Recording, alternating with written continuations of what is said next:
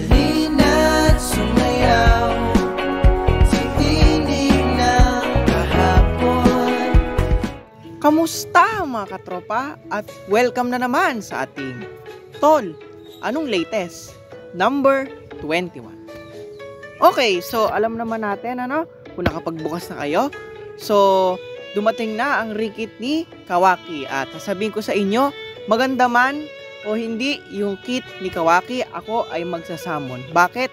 Kasi si Kawaki ang isa sa mga shinobi na maganda ang AI sa defense. Mabilis mag-react.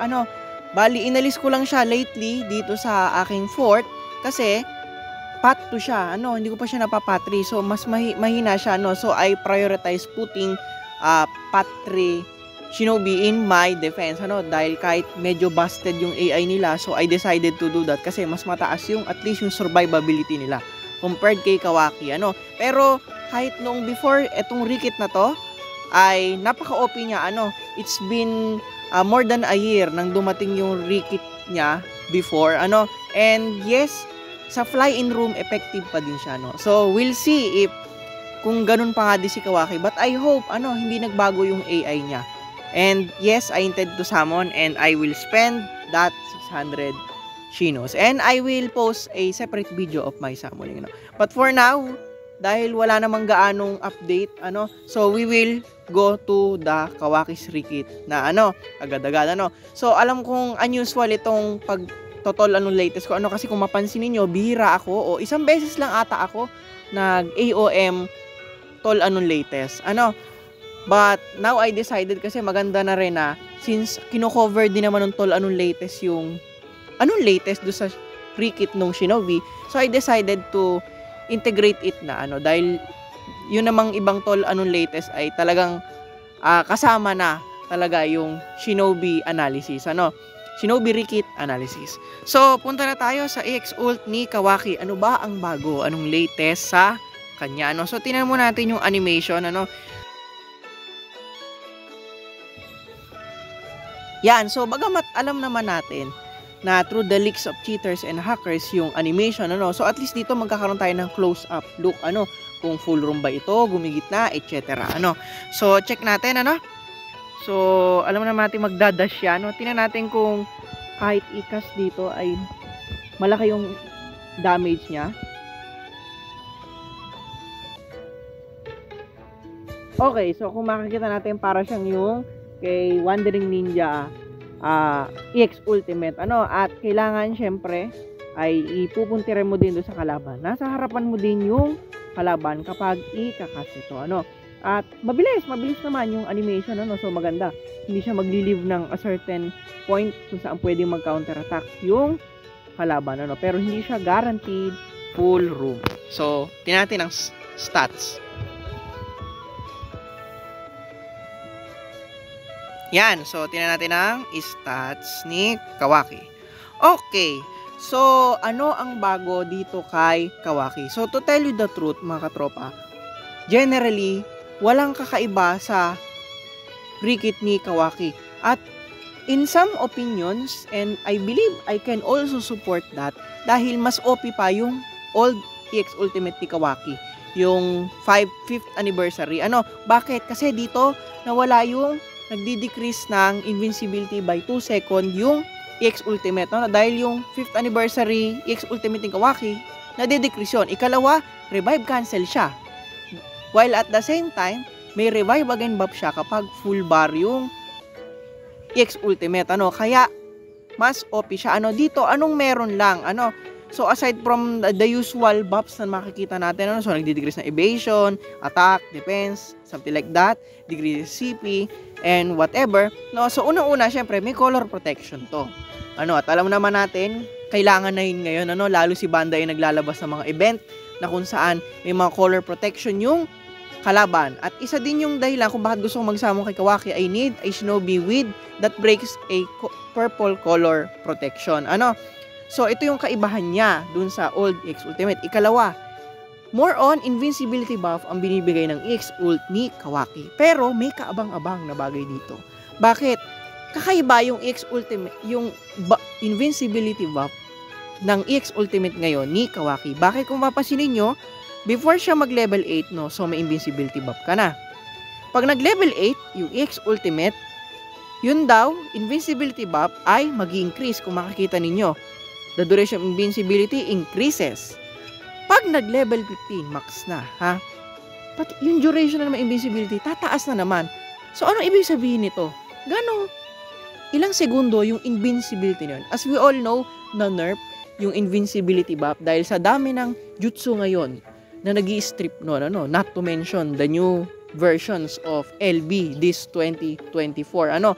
Na LB plus 1 pa lang, no? 5 second na invincibility ang wasak sa'yo. Kung di ako nagkakamali, 5 or 3 or something like that. Ano? So, ngayon, ano ibig sabihin itong 2 beses na pagtaas ng invincibility? Ibig sabihin ba, no? Katulad na siya ng kay Rin, na yung ultimate healing chime ni Rin ay nagbibigay ng 10 second invincibility. Yun ba yun? So, hindi na siya madaling ma-strip o mananalify technically. Kasi, kung yung 5 second yung invincibility na bigay, no, kung nai-strip din naman yon by 5 second din, o bali wala din, nag-invisibility buff ka pa. No, so yun yung kaabang-abang at magandang i-test. Hopefully sana makuha din natin ito. So yun lang yung bago. So aside from that, usual na din naman ayun, isa pa.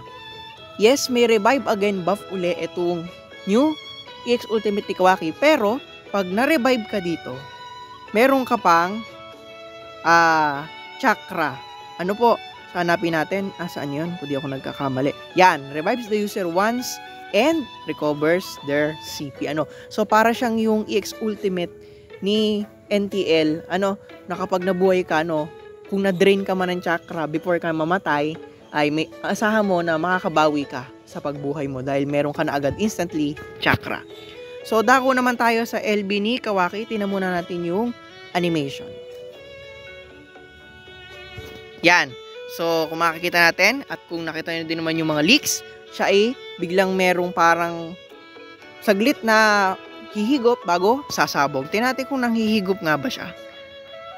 Let's see. Okay, so mukhang hindi naman nagsasak in, kung di ako nagkakamali. So, mukhang hindi naman nasak in si Ashura. Pero ang astig lang na animation niya, parang astig. Tapos, may knockback effect. Yung paghigop, makita nyo na knockback siya bago siya binaril palabas. And then, yan. So, parang upgraded version siya nung old 4-star niya nung 6th anniversary.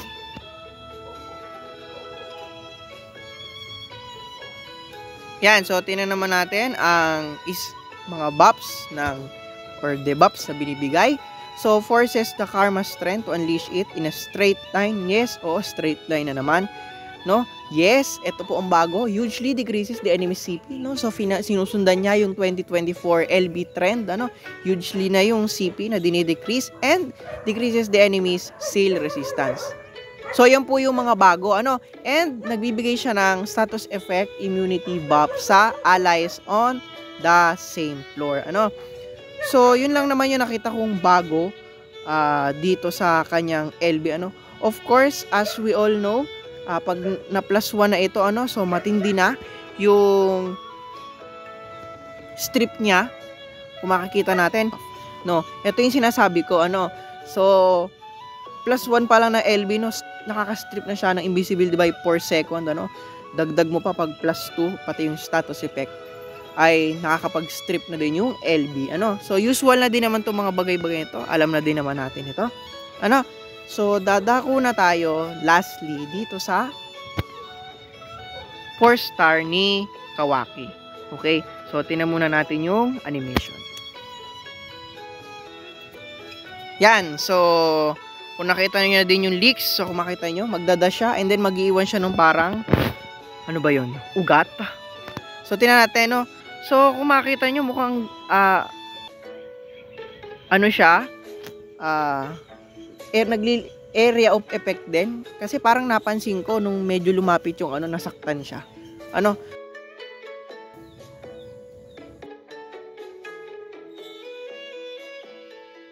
So, tingnan natin yung kanyang buffs and binibigay na debuff sa kalaban.